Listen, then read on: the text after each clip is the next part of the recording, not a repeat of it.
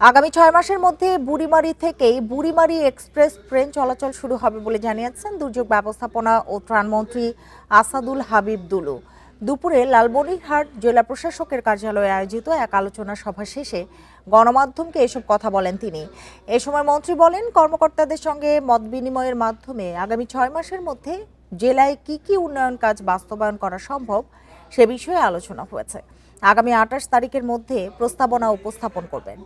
নতুন রিন গভীর থেকে পরিষ্কার করে কাপড়কে রাখে নতুনের মতো উজ্জ্বল। নতুন রিন অ্যাডভান্সড পাউডার।